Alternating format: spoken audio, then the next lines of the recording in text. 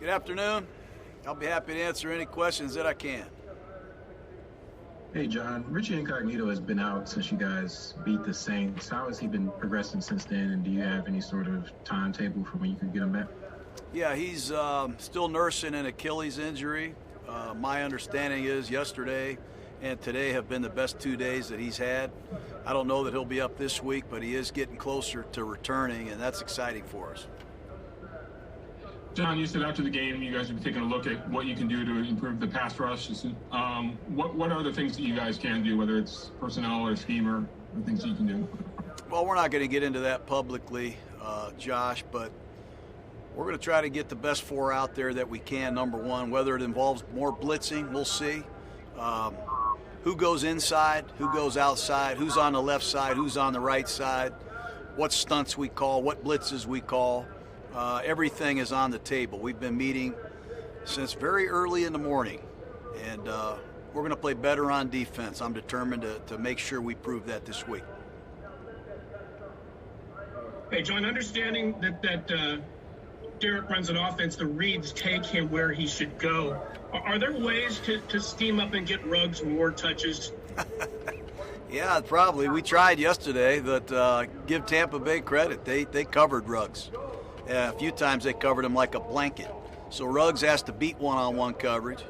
Certainly we have to diagram more plays to get him the ball, but when it is one-on-one, we need him to win. He knows that. We know that. And we're going to continue to work him in our offense. He's still a young player.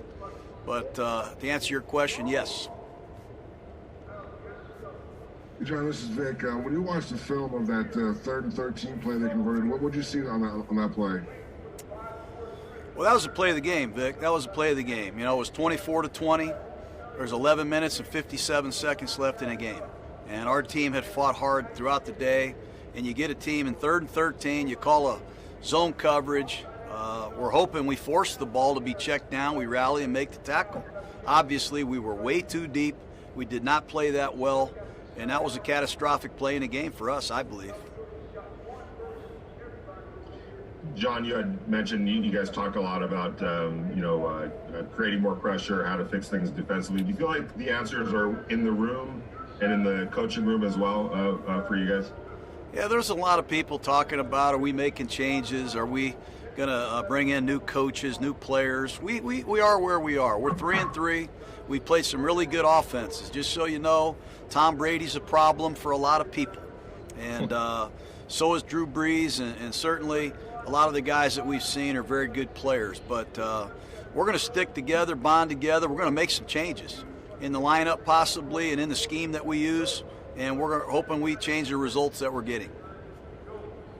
Coach, did you have any discussions with anybody or actively try to have the game moved? And, was there any feedback from the league about that? No, did not. I don't get involved in it, honestly. I'm really proud of our organization, what we've done.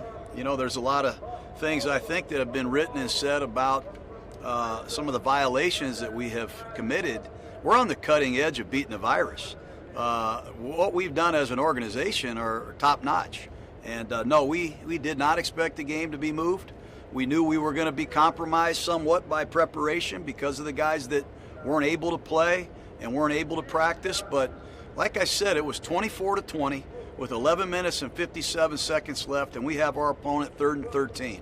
We didn't get it done, and it's a reflection of me. I know Josh Jacobs was dealing with a hip thing earlier in the year.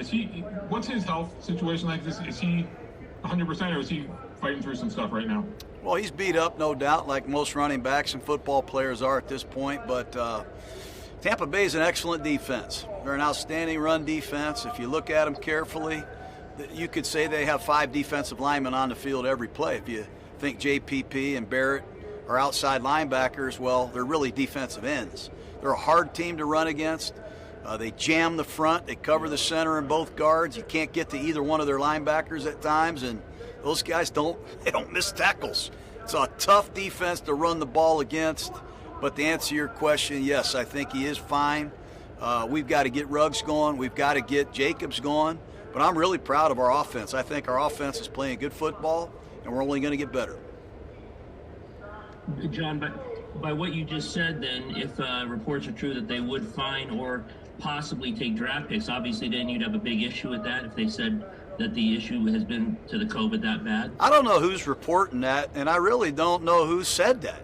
But I'm not going to react to that. I have not heard anything from anybody other than what they have seen us do is extremely positive. We have renovated our facility. We have done everything we can to follow protocol, and we're excited about beating the virus. And hopefully the good news that's taken out of these contexts is Trent Brown is fine. He's getting better, and we're looking forward to having the big fella back at right tackle. That was my question about Trent Brown. I think he's back this week. Don't know yet, but I'm crossing my fingers. Did talk to Trent yesterday before the game, and I don't know when he's eligible, Vic, to be back in the building, but I do know it is sometime this week, and it's all pending him passing a test or 2 or 3 before that happens. Jon, you mentioned the issues up front on the defensive line in terms of generating pressure and all that. On the other end, in terms of back in the secondary, what did you see in coverage yesterday?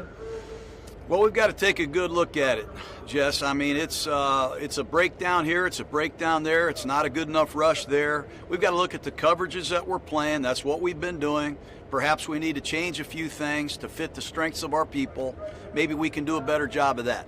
We're in a laboratory right now trying to find the right mix. A lot of new players, a lot of young players, not a lot of off-season. We're not the only defense in pro football that is struggling at times, but we have the right stuff. We've got enough talent, and we're going to make some changes, and hopefully we get better results.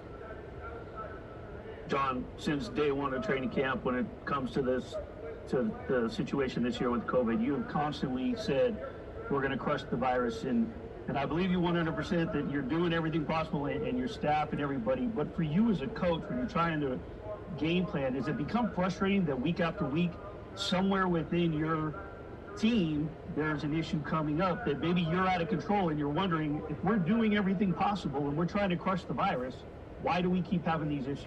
We don't have any issues. We had a guy get the virus on the bye week.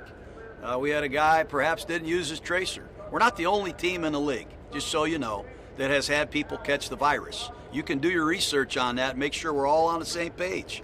Everybody in the country and in the world is dealing with the virus, including the President of the United States. It's a problem. For coaches, you can ask Nick Saban, you can ask a lot of college coaches. We're doing everything we can to beat the virus. We're going to continue to do it. And I just encourage everybody out there, if you're listening to this, you do the same. One more question, Chris. Hey, Jon, can I just ask you a little bit now? I mean, we're coming up on the halfway point of the season. You mentioned you're not the only defense struggling. The Raiders, others are also. Kind of what are you seeing with the NFL almost halfway through the season? Just kind of an overall broad stroke. Well, it's still wide open. Obviously, there's a couple teams that are ahead of the rest of us, but I do think there's a lot of teams that are still in the hunt, and I do think the cream always rises. And you're going to see that happen here in the next 7 or 8 weeks. Great. Thank you, everyone. All right, guys. Have a good one.